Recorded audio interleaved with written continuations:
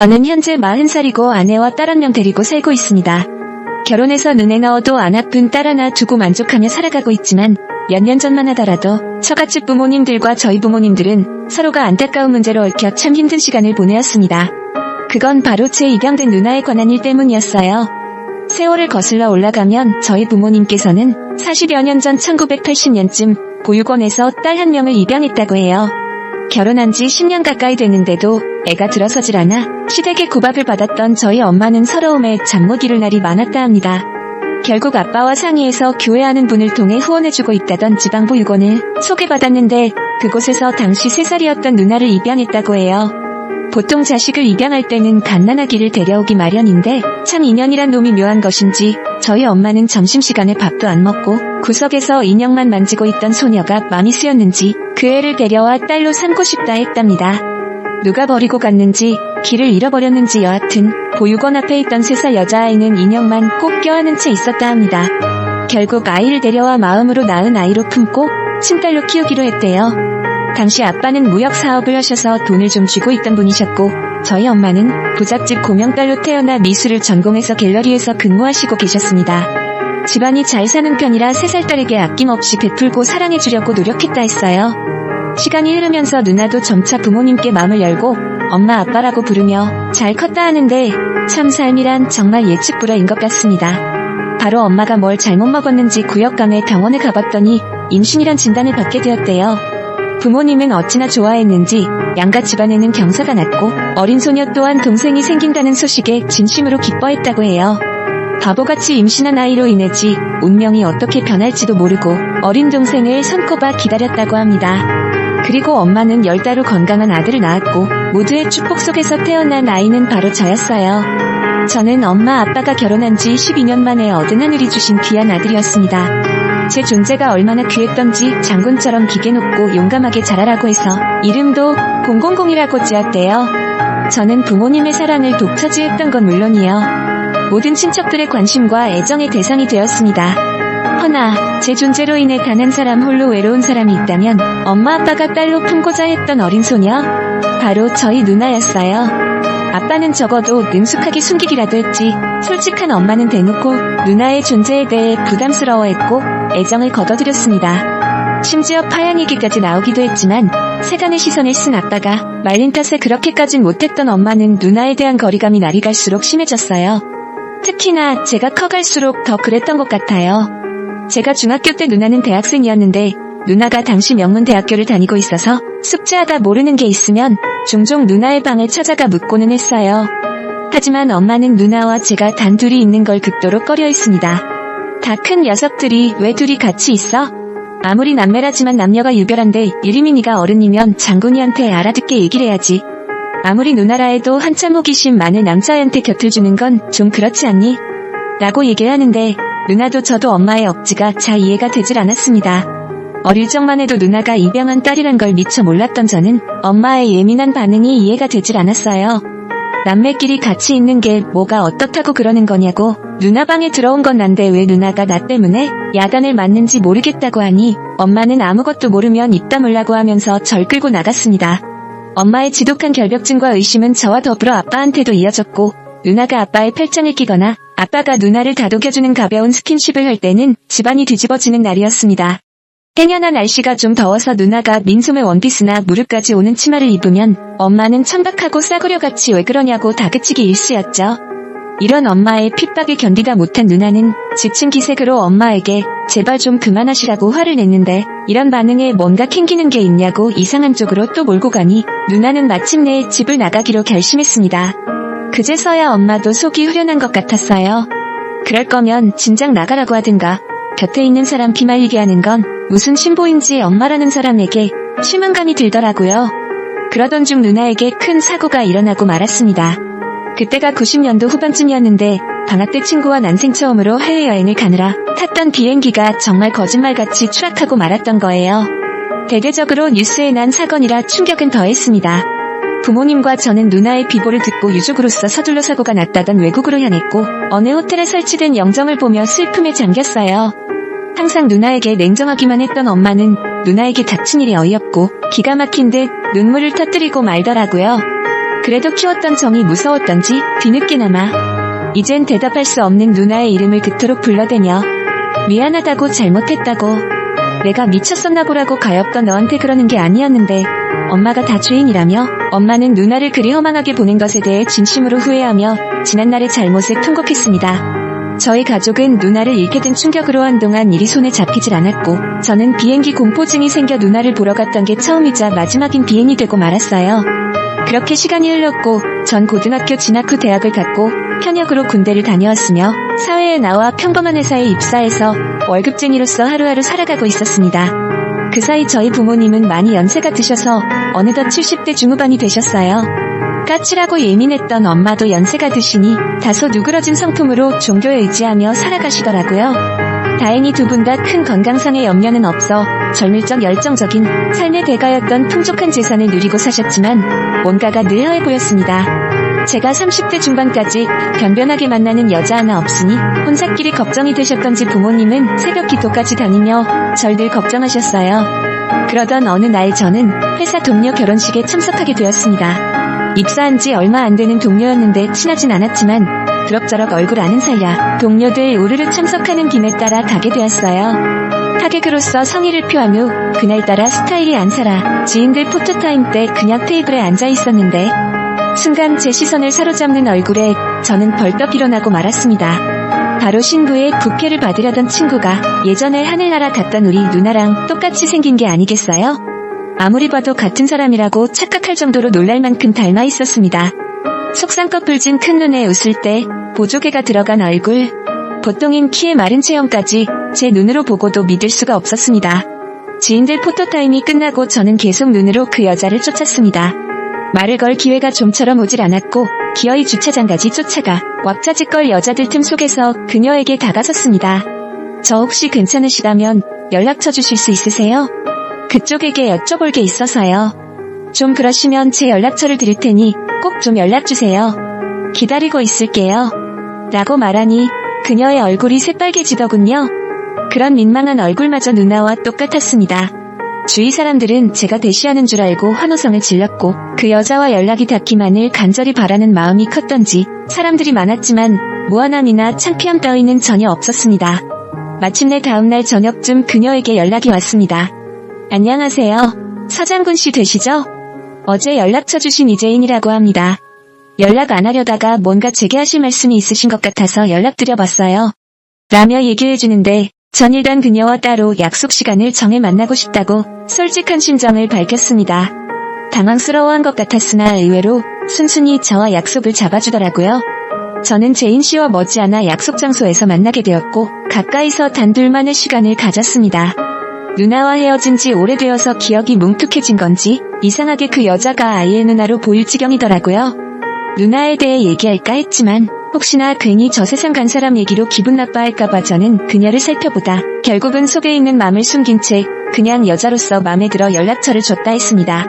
그녀는 제 말에 잠시 어쩔 줄 모르다가 미소를 띠더라고요. 사실은 자기도 절 지켜보고 있었다면서 제가 맘에 들었다고 하는데 순간 제 심장이 미쳤는지 난데없이 뛰기 시작하더라고요. 이건 정말 예상치 못한 결과였습니다. 어쩌다 보니 저는 그 여자랑 데이트를 즐기게 되었고 대화를 나눠볼수록 더욱더 호감으로 다가왔어요. 제인 씨는 저보다 2살 연하였고 애인은 없다 했습니다. 부모님과 같이 산다고 했는데 그것도 참 인연이었던 게 저희 집과도 그리 멀지 않는 곳에 위치해 있었고 직장도 마찬가지였어요. 누나의 영향인지 마치 그녀와는 오래전부터 알고 지낸 연인 마냥 편하고 친숙했습니다. 그녀도 저와 같은 감정을 가졌었던 것 같아요. 저희 두 사람은 얼마 안 가 연인 관계가 되었고 우리는 남녀로서 설레는 사랑을 했습니다. 저도 여자 만나볼 만큼 만나봤는데 이토록 떨리고 빠져드는 사람과의 연애는 처음이었습니다. 처음에는 누나로 보였던 그녀가 내 여자가 되니 사랑하는 사람 자체로 제 안에 자리 잡았더라고요. 너무나도 사랑하고 평생을 아껴주고 싶었던 내 사랑에게 저는 프로포즈를 했고 우리는 연애 8개월 만에 결혼하기로 약속했습니다. 몇 번 여자친구의 부모님을 뵈었는데 다행히 저희 예비 사위로서 마음에 들어하시고 좋아하셨어요. 문제는 저희 부모님이셨습니다. 그토록 누나와 닮은 제 여자친구를 내 결혼상 대자로서 어떻게 생각할지 가늠이 안 되었어요. 저는 부모님께 솔직하게 결혼하고 싶은 여자가 생겼다고 말했고 부모님은 좋아하시며 섹시될 아가씨 한번 데려와 보라고 하셨습니다. 저는 여자친구와 함께 둘 다 긴장한 낯빛으로 저희 부모님을 찾아뵈었고 아니나 다를까 저희 부모님은 제 여자친구를 보고 기가 막힌 듯 충격받아 제대로 몸조차 가누시질 못하더라고요. 저희 엄마는 떨리는 손으로 가만히 다가와 제 여자친구를 끌어안았습니다. 유림아, 우리 유림이 드디어 네가 엄마 앞에 다시 나타나줬구나. 사는 내내 이제나 저제나 널 만나면 어떻게 용서받아야 할까? 그 생각만으로 지난 세월 후회함에 쓰라린 가슴에 피멍든 채 죄책감으로 평생 살았는데 이렇게라도 찾아와줘서 고맙다 우리 딸 라고 하염없이 흐느끼니 제 여자친구는 복잡한 얼굴로 절 보며 난감해하더라고요. 제 여자친구를 만나고서 부모님은 생각보다 더 머릿속이 복잡해지신 것 같았어요. 여자친구에 대해서 하나부터 열까지 그래 내 뜻이 정 그러하니 우리가 뭐라고 할 수가 있겠니? 서로 좋다니 그걸로 됐고 맘먹은 이상 하루빨리 그쪽 부모랑 시간 내어 상견례 날짜를 잡자꾸나 라며 허락해주셨고 말씀처럼 여자친구의 부모님과 상견례도 말 나온 김에 아예 약속을 잡아버렸습니다. 훈훈한 분위기 속 상견례를 치르자마자 결혼은 일사천리로 큰 갈등 없이 진행되었고 저희는 남들 못지않는 행복한 결혼식을 올리게 되었어요. 기차 타고 부산으로 2박 3일로 간소하게 신혼여행을 다녀왔고 우리가 정말로 천생연분인 건지 아내가 된 여자친구는 허니문 베이비를 임신하게 되었습니다.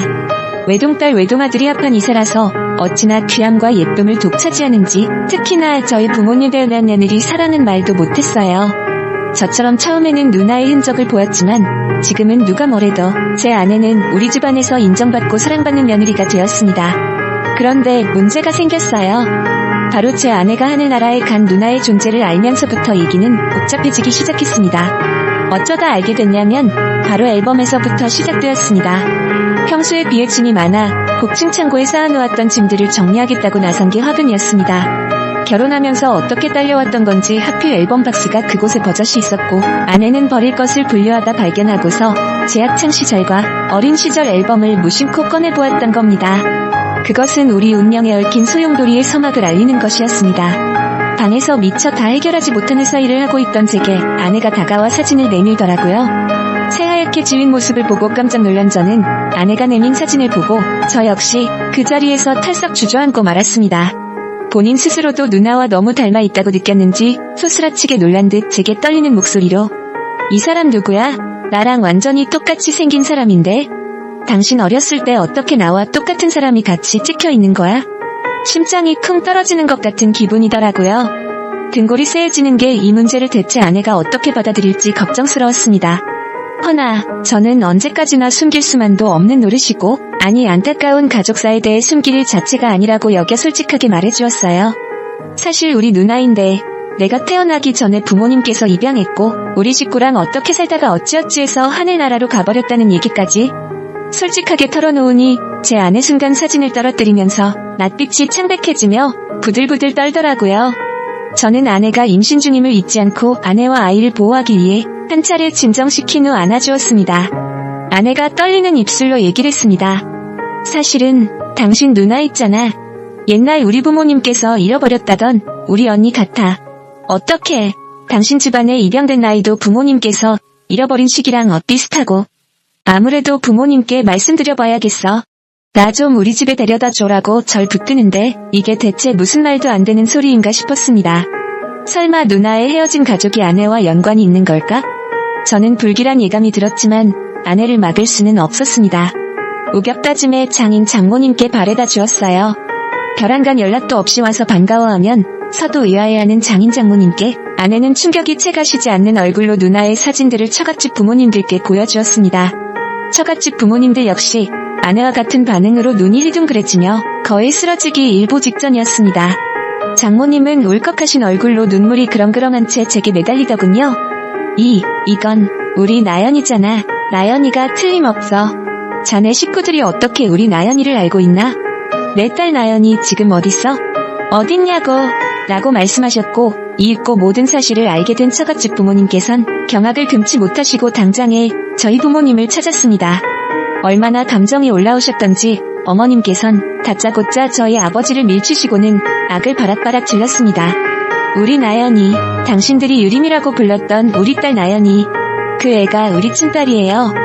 놀이동산 갔다가 복잡한 사람들 속에서 그 아이 손을 놓친 후 사는 게 사는 것이 아니었어요. 서울에서 잃어버린 애가 어떻게 지방의 보육원까지 가서 당신들한테 입양됐는지 그것도 기가 막힐 노릇인데 귀한 내 딸 입양했으면 잘 키우기라도 할 것이지 친자식 낳았다고 그렇게 구박을 하고 그 여린 가슴에 대못질을 해댈 수가 있어? 어디서든 잘 살고 있다고 여기며 버텼는데 세상에 비행기 사고가 웬 말이냐고 하며 땅을 치시며 우시는데 저희 부모님도 처갓집 부모님이 갖고 있는 누나의 사진을 보고 누나가 남겨준 추억과 안타까움에 덩달아 눈물을 쏟아내었습니다. 부모님들이 펑펑 눈물을 쏟으시는데 가슴이 미어질 것 같더라고요. 특히나 어머니께서는 주저앉아 죄인처럼 엎드려 비셨습니다. 미안합니다. 사돈어른. 정말 미안해요. 다 내 잘못이에요. 내가 유리미를 감싸 안을 그릇이 못 되었는데 데리고 와서 힘들게 했어요. 이제 와서 변명 같지만 그래도 자식으로서 부족함 없이 기르진 않았어요. 심적으론 힘들게 했어도 그 애가 원하는 건 다 해주려고 노력했어요. 내 아들과 사랑을 편애하긴 했지만 그래도 내 딸이었으니까 그 애가 우리 곁을 떠났을 때 진심으로 행복했으면 했어요. 그렇게 한순간에 가리라고는 상상도 못했어요. 우리 딸을 그렇게 보내서 나도 그것 때문에 평생을 괴롭고 힘들게 살았어요. 제발 우리한테 그러지 마세요. 라며 눈물이 마를 새 없이 한참 동안을 우셨어요. 몇십 년 전 불의의 사고로 이미 세상에서 흔적도 없이 사라져버린 여자의 친부모와 양부모는 소중한 그녀를 지키지 못한 것에 대한 돌이킬 수 없는 괴로움으로 상처를 감당해야만 했습니다. 저 역시 지난 누나의 아련한 추억에 가슴 아파했고 친언니에 대한 기억조차 없는 누나를 너무나도 닮은 그녀의 친동생이자 내 여자에게 누나에 대한 기억을 전해주었습니다. 한 번도 보지 못한 자신의 친언니를 느끼며 아내 역시 뭐라 말할 수 없는 감정으로 힘들어했어요. 우리 가족에게는 회복할 시간이 필요했습니다. 처갓집 부모님도 저희 부모님도 당장 서로를 보기에는 상처가 깊었습니다. 그렇지만 양가 부모님들은 역시나 우리들의 부모님들답게 현명하신 분이셨어요. 저와 아내와 결혼해서 사돈이 된 판국에 언제까지나 지난 상처로 관계를 흐트러뜨릴 수 없다고 생각했는지 아내가 우리의 사랑스러운 아이를 출산한 것을 시작으로 그분들의 인연은 다시 시작되었습니다. 태어난 새 생명은 3.1kg로 건강한 딸이었는데 아내의 유전자가 저보다 우월했는지 아내를 꼭 빼닮아 태어났습니다. 처갓집 부모님과 저희 부모님은 아이를 안고서 누가 먼저랄 것도 없이 한마음으로 오열하시다 결국 아이의 사랑스러운 베넷짓 한 번에 기쁨과 감동의 눈물로 변하고 말았어요. 우리 딸은 태어날 적부터 양가 부모님 사이의 벽을 무너뜨리는 효도를 하며 사랑의 큐피드가 되었습니다. 마치 누나가 환생한 것 같은 느낌으로 양가 부모님 제 딸을 끔찍하게 대했고 모두의 딸인 누나의 이름이었던 유리미와 나연이 한 자씩 따서 유나라고 이름을 지었습니다.